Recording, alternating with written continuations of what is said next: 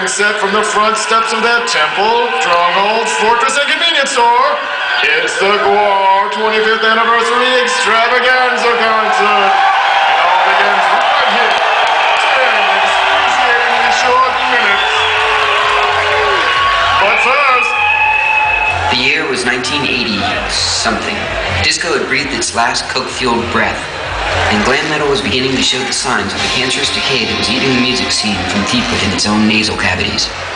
This was the landscape that gave witness to the birth of the musical group that would over the past 25 years become the unstoppable phenomenon that is known to the world as the undisputed kings of splatter metal and the most dangerous band in the universe. GWAR. Where did they come from? How did they get here? What makes them tick?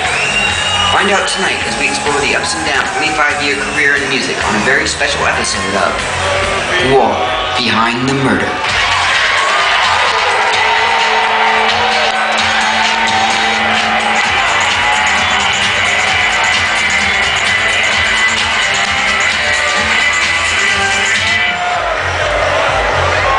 New York City, 1985.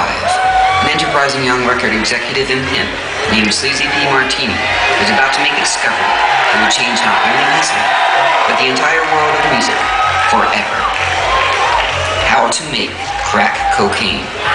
Don't get me wrong, fucko. I was on a fast track to a presidential bid in '86. But within 2 weeks of me inventing crack, I had real power and influence. With great power comes great big pains in the ass, and Sleazy P. Martini was about to attract the attention of the biggest ass in the world, the U.S. government. With the DEA, FBI, CIA, PTA, U.S. Army, and the Morality Squad hot on his trail, he fled, quite literally, to the end of the ends of the earth.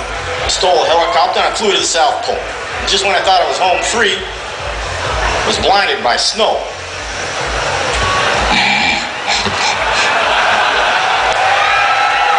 I ended up crashing somewhere in Antarctica. I was sure I was gonna freeze to death, but then I stumbled into an ancient tomb. Facing certain death, Sleazy P makes a find that will change the face of modern music when GWAR Behind the Murder continues right now. Oh, we're on? Then I stumbled into a tomb, and these frozen monsters woke up and yelled, GWAR!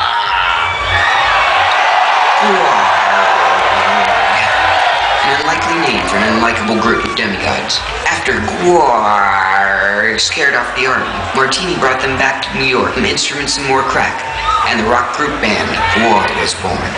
We've been frozen for thousands of years. I can really take a lot out of it, guy. Those first few shows, we look like shit. And we're black and white. Word soon spread of a murderous gang of musicians that was leaving in their path across North America a wake of corpses of their critics and fans alike. But what exactly were they? Clearly they weren't human, as is evident by observing lead singer Otis Urungus's enormous cock, guitarist Balzac the Jaws of Death's steel face, bassist Beefcake the Mighty's massive girth, guitarist Vladis Maximus's wretched stench, and drummer Chismac the Gusher's dogged good looks. Come on, man, Artica. You aren't even from Earth. This is just where we were imprisoned after getting kicked out of the Master's, I don't know, 3rd Scumdog Legion. The Master, a planet-sized butt, who according to GWAR created all reality in an act of flatulence, banished GWAR to Earth after they mistakenly destroyed the peaceful planet of Flabquerb 6, instead of its hostile neighbor, Flabquerb 7. That sucks. All we've been trying to do the past 25 years is get back to outer space. But our manager, Sleazy, keeps making us go out on these stupid tours. Over the years, GWAR has come tantalizingly close to their dream of returning to the cosmos. They tried stealing a space shuttle, hitching a ride with gray aliens, and waking the world maggot, an enormous worm that slept beneath the Earth's crust so they could ride it back home. But each attempt ended in consummate failure. Maybe there's 2 world maggots.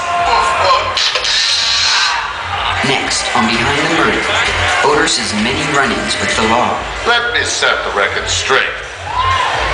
I thought the whale was a prostitute. That's next on Behind the Murder, after this brief commercial break.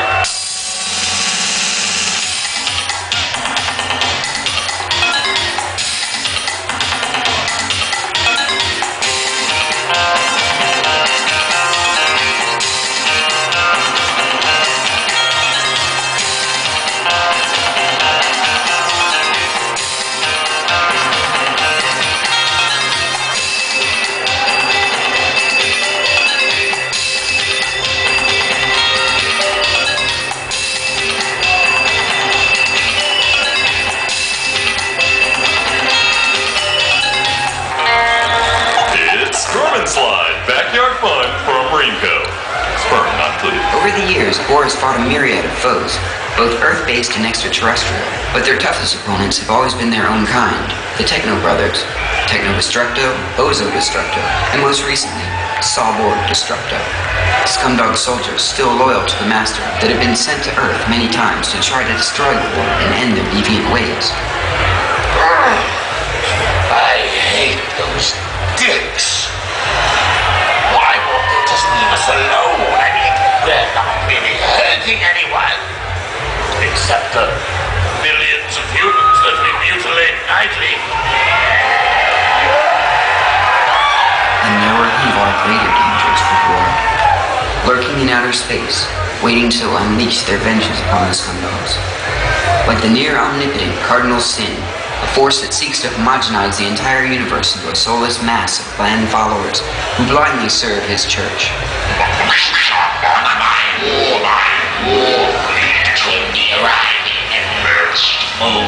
But the next movie came and went, and the one after that, and the one after that, and the one after that, and the one after that, and still Cardinal Sin's threat went unfulfilled.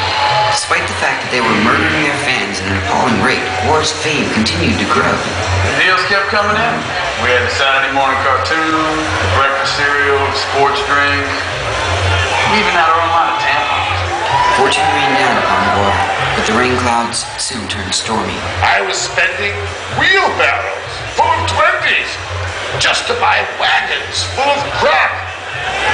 Sometimes I got so high, I just smoked the cash. That got me high too. Like it. The years dragged on for these once proud Scumdog warriors, as one drug-filled night led into the next. The road can extract a heavy toll, even on extraterrestrial demigods, and GWAR ran out of nickels for that toll one cold November night in Wichita. Otis's crack habit was really getting out of control. There were some problems, then there were solutions to the problems, then the solutions became the problems, and that's when things came to a head, and the head got some marks on it. The mayhem spilled out into the frigid Kansas night and continued for 3 solid weeks. After the fight, we couldn't even stand to look at each other.